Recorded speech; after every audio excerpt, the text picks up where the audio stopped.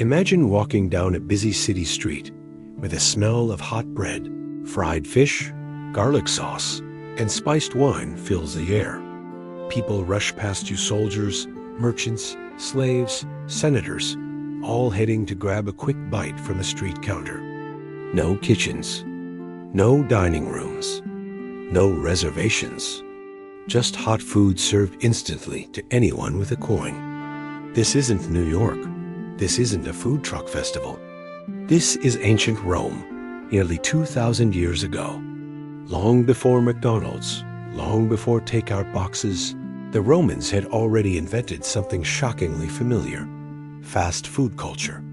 And what they ate and where they ate it might surprise you. If you could step into the city of Rome around 100 AD, one of the first things you would notice is noise. Rome wasn't quiet. It was alive, crowded, chaotic, and constantly moving. Nearly 1 million people packed into the city, making it one of the largest urban centers the world had ever seen. And here's the surprising part. Most of them didn't cook at home. That's right. The majority of Romans lived in tall apartment buildings called insulae. These buildings were cramped, poorly ventilated, and often dangerously flammable. Fire was such a constant threat that many buildings did not allow indoor cooking. There were no proper kitchens, no ovens, no safe place to prepare meals. So where did people eat? They ate outside, on the streets. Welcome to the Roman world of thermopolia. A thermopolium, plural thermopolia, was essentially a Roman fast food shop. Archaeologists have found hundreds of them preserved in Pompeii and Herculaneum. These weren't small stalls. They were permanent street-side food counters, built into the corners of buildings. Picture a stone counter facing the street. Built into this counter were large clay jars called dolia. These jars held hot food stews, beans, lentils, meats, fish, wine, and sauces. The food stayed warm all day. You walked up. You pointed. You paid. You ate. No seating required. Some thermopolia had a few stools. Most didn't. People stood, leaned, chatted, and ate quickly before moving on with their day. Sound familiar? This was grab-and-go dining nearly 2 millennia before the modern world. Everyone. This is one of the most fascinating parts of Roman fast food culture. Thermopolia were one of the few places in Roman society where social classes mixed. Slaves, laborers, merchants, travelers, soldiers, and even occasionally wealthy citizens stopped by for a quick meal. The rich could cook at home, but even they sometimes grabbed street food because it was fast, cheap, and tasty. Rome was a city of motion. People worked long hours. They traveled across the city. They needed food quickly, and thermopolia provided exactly that. You might imagine bland bread and water. You would be wrong. Roman street food was incredibly flavorful. Here's what diners commonly ate. Fresh bread was the foundation of nearly every Roman meal. Bakeries operated all day, and the smell of fresh loaves filled the streets. Many thermopolia served bread straight from nearby ovens. Fried fish, small fish fried in olive oil and sprinkled with herbs, were popular and cheap. Lentil and bean stews, hearty, filling, and easy to keep warm in clay jars. These were packed with garlic, onions, coriander, and spices imported from across the empire. Garum, the famous Roman sauce. This was the ketchup of ancient Rome. Garum was a fermented fish sauce made by layering fish guts, salt, and herbs in the sun for weeks.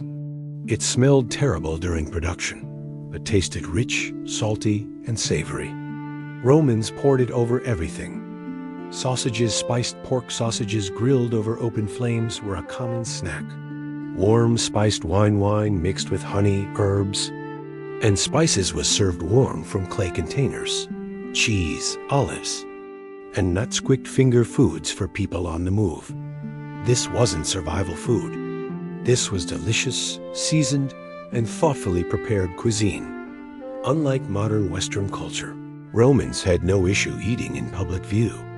In fact, streets were social spaces. People gathered at thermopolia not just to eat, but to talk politics, hear gossip, meet friends, and exchange news.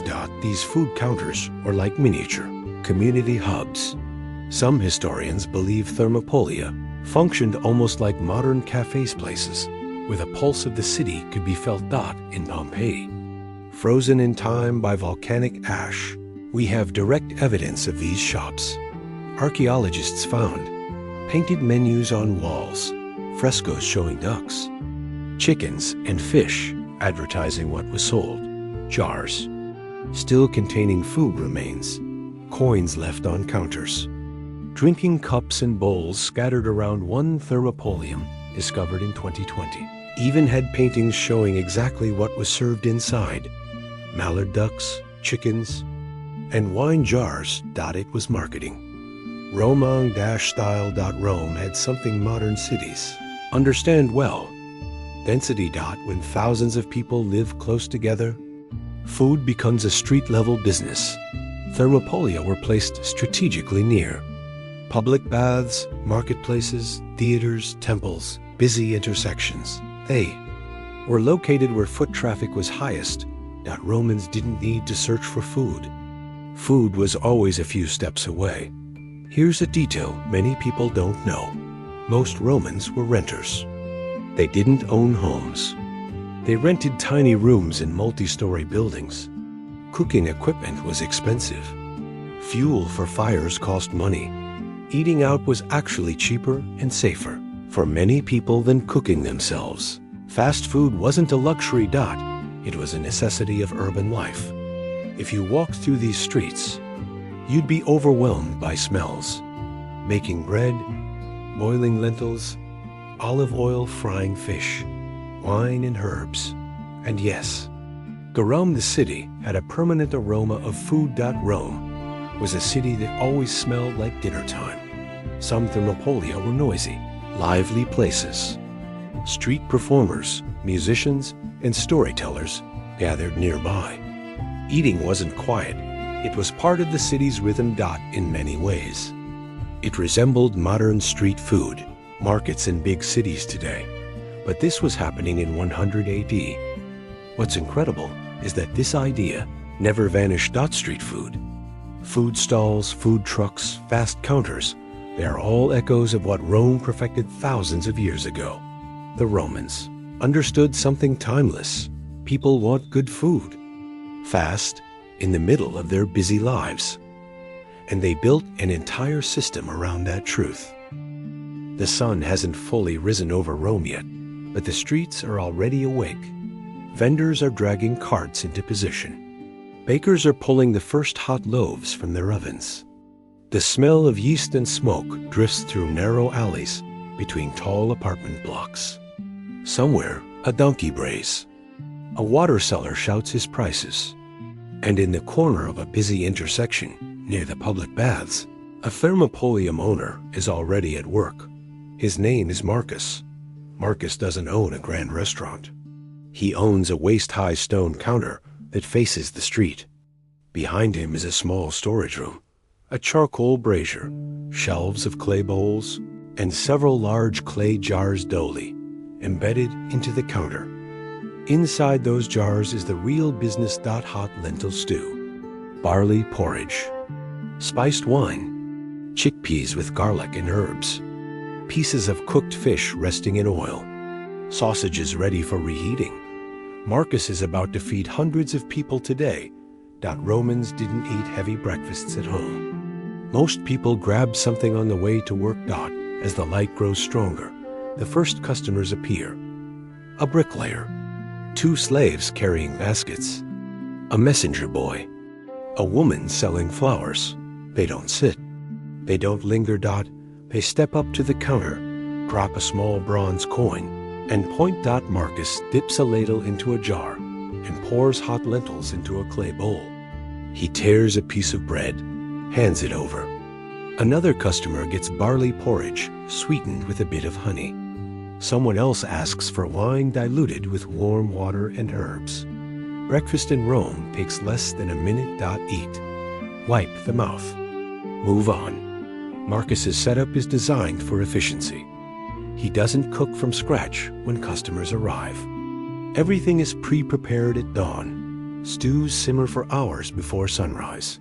Bread arrives from the bakery next door. Fish is fried early and kept warm in oil. Wine is pre-mixed with spices. Beans and chickpeas are seasoned and ready. The dolia act like ancient slow cookers. They retain heat for hours, keeping food warm and safe to serve quickly. This is not random street cooking. This is a system built for volume. By midday, Rome changes. Workers break from construction sites. Shoppers leave the markets. Bathhouses release crowds of freshly washed citizens. The streets fill with hungry people. This is Marcus's busiest time. Now, the orders come faster. Lentils. Fish. 2 sausages. More bread. Coins clink constantly on the stone counter. People eat shoulder to shoulder. Conversations overlap. Someone argues politics. Someone complains about taxes. A soldier flirts with a fruit seller. The thermopolium becomes loud, warm, and chaotic. And this is completely normal. Here's something surprising. Roman fast food shops were cleaner than you might expect. Archaeological evidence shows running water channels nearby for washing, waste drains built into streets, bowls rinsed frequently, food stored in sealed containers, olive oil used as a preservative layer over meats. And fish Romans didn't understand bacteria, but they understood spoilage. Smell, taste, and appearance told them what was safe. Hot food was safer than cold food. That's another reason stews and porridges were popular. And garum, because of its high salt content, actually helped preserve dishes. Marcus uses garum constantly. A splash into lentils, a drizzle over fish, mixed into chickpeas, even added to wine sometimes. Customers expect it. Without garum, the food tastes bland to them. Some thermopolia even specialized in premium garum imported from Spain, which was considered the best in the empire. People could tell the difference, just like modern customers can taste the difference between cheap and high-quality sauces. Interestingly, it's not the poorest people. Laborers buy the cheapest bowls, beans, bread, porridge. But travelers, merchants, and off-duty soldiers often buy sausages, fish, wine, and cheese items with higher profit margins. Marcus knows this. He positions the more expensive foods at the front of the counter, where they're easy to see. Ancient upselling. Contrary to what many think, women frequently visited these places. Women who worked in markets, laundries, homes, and shops grabbed meals here daily. Some thermopolia were even run by women. Graffiti in Pompeii mentions female owners and servers by name. Fast food in Rome wasn't male-only space. It was part of daily life for everyone. On the walls near thermopolia, archaeologists found graffiti like, "The lentils here are excellent. I got drunk here with my friends." Successes loves Iris. Who doesn't love him back? These walls were social media before the internet. People left opinions, jokes, insults, and memories right next to the place where they ate. After the lunch rush, things quiet down. Marcus refills jars, stirs stews, wipes the counter with a wet cloth. He eats his own meal standing behind the counter. A few customers wander in lazily. A traveler asks for directions. A boy buys bread for his family. The thermopolium never fully closes. It just breathes with the rhythm of the city. As the sun lowers, a different crowd arrives. Men leaving taverns, workers done for the day, people too tired to go home and prepare anything. They want something hot, fast, and filling before climbing the stairs to their tiny apartments. This is when wine sales increase. Voices get louder. Laughter grows. Arguments start more easily. The thermopolium becomes part food shop, part social corner. Part late-night stop, Marcus earns steady money because his costs are low. Ingredients are simple and local. Cooking fuel is minimal. No dining space to maintain. High customer turnover. He doesn't need rich customers. He needs many customers.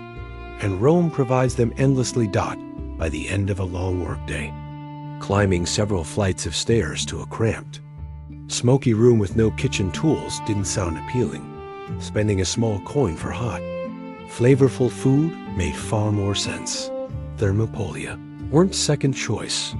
They were the primary dining system of urban Rome. If you close your eyes, this scene feels modern. A busy street, people grabbing quick meals, street chatter, smells of food, a vendor serving nonstop from behind a counter. The technology is ancient. The behavior is timeless. Rome had already solved the problem of feeding a dense city quickly and efficiently. In the year 79 AD, Mount Vesuvius erupted with a force no one in Pompeii could have imagined. Within hours, the city was buried under volcanic ash, frozen in the middle of daily life. People, homes, streets, shops, everything sealed in a gray tomb that would not be opened for nearly 1,700 years. And when archaeologists finally uncovered Pompeii, they didn't just find temples and villas.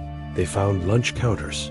They found thermopolia, perfectly preserved, with jars still in place, with paintings on the walls, with food remains inside containers, with coins still sitting on the counter where a customer had just paid for a meal before the sky turned black. It was as if time had stopped during a lunch rush. In 2020, archaeologists uncovered one of the most beautifully preserved thermopolia ever found. What made it extraordinary wasn't just the counter, it was the artwork painted on its front. Bright frescoes showed a mallard duck, a rooster, a dog on a leash, large wine jars. These weren't decorations, they were advertisements. They showed exactly what was sold inside. Even more astonishing, inside the clay jars, scientists found traces of duck meat, pork, fish, snails, fava beans, wine residue. This was direct proof of the Roman fast food menu, preserved for 2,000 years. Not guessed, not theorized. Proven. After the fall of the Roman Empire, cities across Europe shrank. Populations dropped. Urban life declined. And with it, thermopolia disappeared. Why? Because thermopolia only worked in very dense cities where people lived in apartments. People didn't cook at home. Streets were full all day. Walking traffic was constant. When Europe became more rural and spread out, people returned to cooking at home. The need for fast street food faded for centuries. It wouldn't return in full force until modern cities began to grow again in the 1800s and 1900s. At modern fast food, and you'll notice shocking similarities. Ancient Rome, modern fast food stone. Counter-facing street counter service ever prepared. Hot food heat lamp, batch cooking, no seating. Required grab and go located near busy areas, high foot traffic. Locations visual menu. Paintings, menu boards with photos cheap, fast. Filling cheap, fast. Filling social gathering point, casual hangout spot. Without knowing it, modern society reinvented what Rome had already mastered. McDonald's, food trucks, street stalls, they all follow the same core logic as the thermopolae. Romans understood something timeless about people. To one, people are busy. Two, people get hungry away from home. Three, people don't want to wait long. Four, people enjoy eating where other people gather. Food isn't just nourishment, it's convenience and community. That's exactly what thermopolia offered. At several thermopolia sites, archaeologists found coins in piles near counters, not in cash boxes, not stored away, left where customers had just paid. They also found graffiti like, "I ate well here. The owner cheats on wine portions. Come here if you're hungry after the baths." These weren't elite restaurants. These were everyday favorites. By now, you can imagine a Roman laborer's daily routine. Morning, grab porridge and bread at the corner thermopolia. Midday, lentils and fish after work. Evening, sausage, wine, and bread before heading home. 3 meals, all from the street. No kitchen required. This story feels modern because the problem hasn't changed. Cities are crowded. People work long hours. Apartments are small. Time is limited. So what do? We grab food outside, exactly like Romans did. The only difference is packaging. When archaeologists studied Pompeii, they didn't just see buildings, they reconstructed experiences. They realized Roman streets would have smelled constantly like baking bread, boiling beans, olive oil, wine, and herbs. Grilled meat. Rome was a city that always smelled like food, just like walking past restaurants in New York, Chicago, or Los Angeles today. For centuries, historians focused on emperors, wars, and politics. But thermopolia tell us something more. Personal. They show how ordinary people lived, how they ate. How they socialized. How they moved through their day. These humble food counters reveal more about daily Roman life than many palaces ever could. If you walk through Pompeii today, you can still see these counters at street corners, stone slabs, round jar openings, faded paintings. You're not looking at ruins of restaurants. You're looking at the ancestors of every fast food place you've ever visited. The biggest surprise isn't what Romans ate. It's how modern their lifestyle was. Apartments, street food, busy schedules, public dining, food on the go. They lived in a way that feels strangely like us. 2,000 years separate us. But when it came to food, we are incredibly similar. Next time you grab a quick meal from a counter, a food truck, or a street vendor, remember this: you are participating in a tradition that began in ancient Rome. You are standing where a Roman once stood, hungry, busy, in a hurry, looking for something hot, fast, and satisfying. And somewhere in Pompeii, a stone counter still waits, silently proving that fast food is not a modern invention at all. The Romans didn't just build roads and aqueducts. They built the world's first fast food culture.